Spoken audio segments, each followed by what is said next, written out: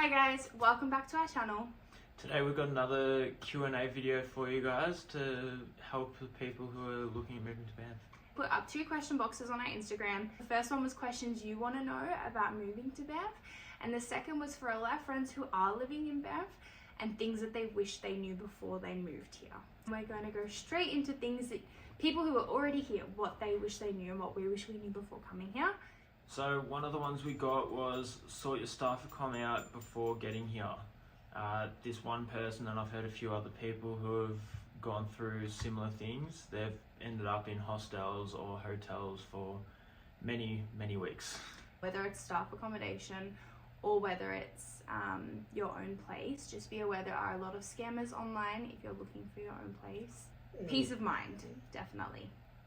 Next up, someone sent in party life, and that's something we actually didn't know much about at all before we came here either, is that it is a huge party town. It was absolutely great when we first got here because it was a great way to make friends and things to do, especially in winter when there's not much else to do. But there is a negative side of that, of course. Like, you don't want to be going out and drinking every night just because it's cold and there's nothing else to do. You spend a lot of money. And we do like it, but you need to be kind of careful and watch yourself and make sure that what you're doing is healthy for you. So another one is expense.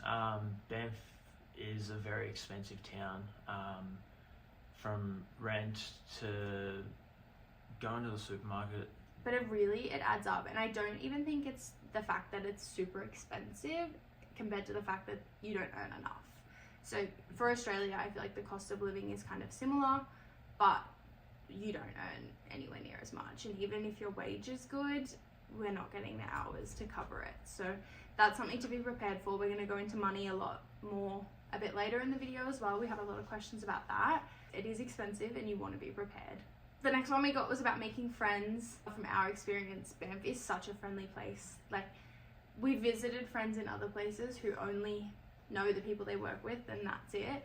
But here you can click with anyone. For the most part, people are super open and welcoming, and work is a great place to start. But then the more you meet people, like, it's just an endless opportunity. Everyone's here for the same reason. It's the best town and you will make friends. One of our friends also sent one in. It's absolutely not helpful at all. But the train horn in town. So we have these massive like cargo trains that come through, and the horn is so obnoxiously loud. It's so loud. It rattles our bedroom walls, I swear. And you can hear it from in town too, so that's something to be prepared for. You'll always be able to hear the train going past. Someone else sent in the ambassador program. Now that's something Tristan and I don't have experience with and we haven't used ourselves, but I know there is a lot of programs in Banff designed to help people get settled as well. So if you're coming, look into it. If you want to, that could be something worthwhile for you as well. The last one we got was, it's hard to get places without a car. Like, even just getting to the nearest city, Calgary, it's about an hour and a half. Hour and a half to get to Calgary, yeah. There are buses that run. Private buses are expensive. We have never had the experience of not having a car, so we can't attest to that. But a few people sent in comments that it is hard to get places, and I could definitely see that. In the summer, things are more accessible. There's more bus routes. It's cheaper. Yeah. But in winter, I'm not really sure how you would get to Calgary. I know there's apps like Pop a Ride, but you can grab a ride with someone who is heading in there. I don't even know how else you get to Calgary. There's things like the Banff Airporter, which you can use to get to the airport and back, but again, it's like $70, $80 per person per way, so it's really, it adds up quickly. So just something to bear in mind if you're planning on getting around with public transport. All right, so that was all our tips and tricks and things people have sent in to hopefully help. And the next part of the video is going to be a Q&A. So things that you guys have sent in that we want to answer for you. And our first one that we got was, what's your plan for 2023? Being in winter, we'll start off with, we've got a big list of ski resorts we want to try and get to. That includes like Fernie, Nelson, Pano, Whistler. We have a trip booked for, which is super exciting. Big White, Silver Star, Sun Peaks. We have so many places we want to go, and our visa is up in September. So we only have another 10 months here. So we have a big list of things we want to achieve this year. But that is our immediate goal. After that, we are heading to Las Vegas in March. We're so excited. I love Taylor Swift. Tristan is a supporter of me. So we got tickets to the Taylor Swift concert, and we are gonna hopefully make a whole road trip out of that and go to California and Washington and drive and do it all in our van. That's the goal if we have enough money. I want to try and get to South America. I think I'll do that trip by myself or with a friend. Maybe to Peru. Over the summer, we want to try and do as much as we can. Rock climbing, hiking. We want to do an overnight hike. I wasn't here last summer because I went to camp. So I haven't done a summer here. So I'm super excited, but we want to try and do as much as we can, which will be a challenge because summer is so short. Yeah. And then we will be leaving because we only have until September, and that's the end of summer really. So long term, things are pretty up in the air, but we are thinking of going home for a little bit and then maybe heading to Japan. So stay tuned, we'll see what happens with that, but that's our goal. As with every Q&A we do, we always are getting questions about money, which is something that we always wanted to know about when we were coming over too. So we're going to go into just a couple of little things. We got a few questions. One was, is 5K enough to bring over because you'll be making money there? And then the other was, can you explain money more? Like how much can you earn and save? So we're going to go into those two. We've also covered it in a couple of our other Q&A videos. So feel free to have a look at those as well. 5K enough if someone's going to move over here? No. This is all our own opinion. You've got a lot of expenses that you need to start with. So usually you'll have to pay first month's rent and damage deposit. So 2 months rent up front. $1,000 to $2,500 for a ski pass, depending on what you choose. Again, if you're working at the ski hill and living in staff accom, these expenses are going to be a lot less for you. Even our staff accom didn't come with anything. So we had to go buy pots, pans, cutlery, cups, Bedding. Yeah, bedding, pillows, which set us back a bit of money as well. Also, when you first move here, you may need to buy like ski gear. On average, with all of those, there's your $5,000 there. But then you've got things like travel costs and emergency money. Yeah, like I think you definitely need to like if that's 5K is all you have, that's 2.5K is your flight home as well, which is money you need, because I would not rely on saving money here. You want to just enjoy your time while you're here. Like, there's no point moving to the other side of the world and like being a tight ass. Yeah. And I think if you really want to do it, you probably can, but for us it just seems a bit too risky. I would err on the side of caution and try and have more if you can have more, and I think it's worth waiting a little bit longer just to have a bit more security. But in terms of how much you earn and whether you can save, we have been quite up and down with this. It depends. Like when we were working at the ski hill, we were working full-time hours. Our wages, we were both in supervisor positions, so we were getting between 18 and 19 an hour. Minimum wage here is 15 in Alberta, and then I was getting a little bit of tips on top of it, a couple hundred each fortnight maybe. It would have been easier to save then. But now we work nights and we do not get full-time hours. Our wage is $15 an hour. I only have 2 shifts this week. So it really depends. Some weeks, next week I have 6. So it really just depends on what you're working in. Your wage is never going to be amazing. We do serve now, so our wage is a lot higher once you add tips in. I wouldn't bet on coming over and saving. I would make sure you have enough. I think you can definitely live paycheck to paycheck, which is what we're doing. Yeah. You make it work. Money hasn't been the easiest thing, and there have been definitely times we've had to bring money over from our savings in Australia a few times to pay off our credit cards or to pay for a trip. But we're also not people that are going to say no to things just because we can't afford it with our money that we have here. So I think, as we've said in every video, it depends on what experience you want to have.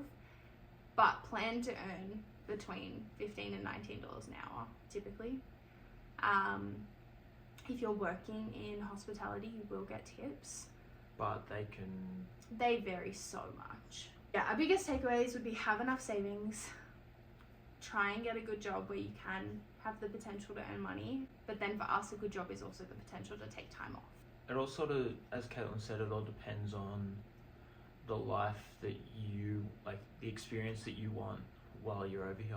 It's hard to go into money too much more without giving away too much of kind of our private life. But if you have any specific questions, I'm more than happy to answer that. Have enough, be prepared. Canada's not cheap, but it is the most beautiful place, so it's worth it. Top activities to do in Banff during the winter? Obviously snowboarding. Ice skating, as you would have seen in our last video, has been an absolute highlight this year. We love going to yoga as like a nice indoor activity. We go to Flow State in Banff. Even just like movie nights with friends, making the effort to just hang out with your friends, and it doesn't have to be about spending money all the time, so that's nice. And then hiking where possible. Like last winter we did a lot of like little hikes to frozen waterfalls, nothing too crazy, but there definitely is opportunities for winter hiking if you have the equipment and are well dressed. Other things that we don't really do but other people might like could be snowshoeing, cross-country skiing, touring, which are all really cool, and then ice climbing, which is something we would love to try this winter if we can. The next question we got was things you wish you brought over with you and things you wish you didn't bring. So we covered this in one of our recent videos, our winter packing list video. Definitely go check out that video. If you're doing a snow season, are you able to book days off like over Christmas? Christmas is like, besides summer, Christmas is busiest time of the year. Yeah, we worked at the ski hill last year, and there was no way we were really getting time off between Christmas and New Year's. And then we work at a restaurant in town, and we're quite lucky actually. Ours is one of the only restaurants closing on Christmas Day, so we get to spend Christmas Day with all our friends, which is super exciting. A lot of places here have what they call blackout dates. It's pretty much dates where it's a blanket no, unless you're really lucky or you get in super early. I would not come planning to go home for Christmas or to have time off because you may not get it. Fave place in Banff? We spoke about it. We couldn't really think of a specific place. We put together a list of our absolute favourite hikes and like our best moments that we've had. But our favourite ever hike so far would be Surrail Ridge. Beautiful. Like absolutely so worth it views, and only the last kilometre of that hike is horrible. So that was awesome. That's in Upper Kananaskis. Mist Mountain has been one of my absolute favourite things ever. It's where you hike up and you go in a like natural hot tub. There's photos on our Instagram if you want to check it out. My favourite was Tower of Babel out at Moraine Lake. Yeah, one of the best mornings of my whole life being in Banff so far. Again, there's photos on our Instagram of that. Moraine Lake is one of our absolute favourite places. It's one of the reasons we moved to Canada, because we wanted to see it. So yeah, that hike was just one of the best things ever. Lake Agnes Tea House as well was really cool. Someone said, what are your tips on navigating and where to stay in the Rockies in winter? One of the things that we have used for like most of our trips are, we just Google road trip guides. We go through, look at all these different ones and pick out like the things that we like from each of them and sort of make our own. For the most part, people have done all the work for you. You just need to look at what you want to do out of those plans. But there's so much online, and people have planned every single day, the morning, day and night of your itinerary. It's easy and it's convenient. We also, for like where to stay, we use booking.com for all of our like accommodation, because the more we book through them, the better perks we get. Yeah. We don't really have any set recommendations for Banff. It really depends on your budget. If I had a ton of money, I would be staying at the Fairmont or the Rimrock. If you don't, there's hostels, which is the other end of it. There's 2 hostels in town, the Same Sun and the High. When we first got to Banff, we stayed in the Canalta, which is a hotel down the end of town. It was on the cheaper end, but it was absolutely lovely, like super new. We had a great experience there, loved it. But yeah, it really depends on your budget, where you want to be. Location's not a huge issue in Banff because it's all relatively close. If you're coming in winter, the closer the better to town, obviously. But also, if you're coming and you're traveling around and you want to know what to see and what to do, talk to locals, talk to the tour guides, talk to the companies that are here to help. Like all the best things are known about for the most part. So just chat to people and you've probably already got it on your list. The next one we got was from someone who is coming in February, and she said she's coming for 3 months and doing Canada and the USA, and what are the must-sees. One thing to note, February is still winter here. You can have a car and road trip and go like from Banff to Jasper, around through like Clearwater and Mount Robson, and then through Whistler I love Whistler. Joffrey Lakes hike is over there too, which is one of our favorite hikes ever as well. But pretty easy and achievable. It's 3 like beautiful blue lakes. You do need a permit. Yeah, we made that mistake once before.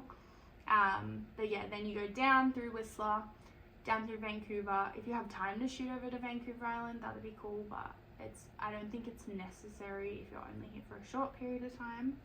But then back down and across through like Kelowna, then Revelstoke, Golden, Radium, Hot Springs. Yeah. That would kind of be our ideal route. If you're looking for BC, Alberta, hikes are everywhere. Use the All Trails app. And you can make the most of it, whether you're coming in winter or summer. The landscape is gorgeous and you can find something. The big ones that'll give you an amazing view of Banff is go up the gondola. Sky Bistro is the most gorgeous place to have lunch or dinner. But yeah, we always recommend that to people because we love it. Moraine Lake, if it opens, it sort of varies each year. Yeah, Moraine Lake tends to open in kind of June. It opened late this year. It's really depends on the weather because it's on a very heavy avalanche path, the road in.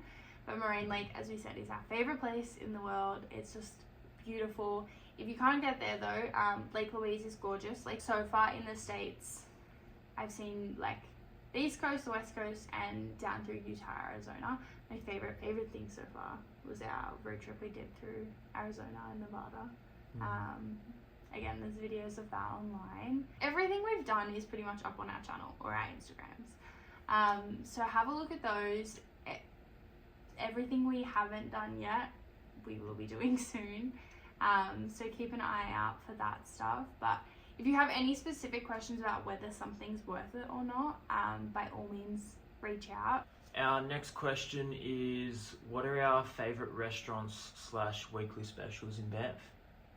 One of our absolute favourite restaurants is Lupo. It's an Italian restaurant. It is gorgeous. Their happy hour is so good. We pretty much only ever go for happy hour because we're cheap. Such a nice Italian restaurant, and they have the best tiramisu you'll ever have in your life. Drinks, food, wine, so good. We love it. Amazing. We go there so much. For Greek food, the Balkan's really good. Bear Street Tavern is, I reckon, the best place in town for pizza. Hello Sunshine is awesome. Expensive. It's like Asian fusion, Japanese. They also have karaoke rooms at the back, which we did for my birthday this year, which was super duper fun. Yeah, their food's generally really good, and they have half price during happy hour too for sushi. For cheap like street food, we love Tama, Japanese Asian food. It's linked up with the Cafe Peak next door to it. Love the bison. It's expensive, or at least whenever we go we make it expensive, but we tend to go there for kind of our anniversaries or Valentine's Day and special occasions. But the food is so good. In terms of weekly specials, we've got Anejo, which for locals they have really cheap margaritas. I think they've only got the classic limes are discounted for locals. Yep, they're $6 all day every day for locals, but then they have their late night happy hour as well. Late night happy hour is also $6 margaritas, but for all of their like flavoured margaritas as well. The mango and the strawberry rhubarb are my personal favourite. I really love the guava. Another one that's just opened is Canadian Brewhouse. They have, I think they've got a special on every night. That's kind of a cool new place for us to check out. Really nice like sports bar type of vibe, but like more... If you're from Australia and you have the Sporting Globe, that's what it reminds us of. Yes. It's a very sports bar, but it's something different for us, which is cool. Yeah, in winter a lot of places have cool happy hours too, which is nice. So, yeah. We're going to wrap it up here because we've been talking for way too long. But yeah, if you have any questions, as always, our Instagrams are public and open for you guys, and please comment on this video or if you need anything as well. But yeah, otherwise we will see you in the next video. Bye, see you guys. Later.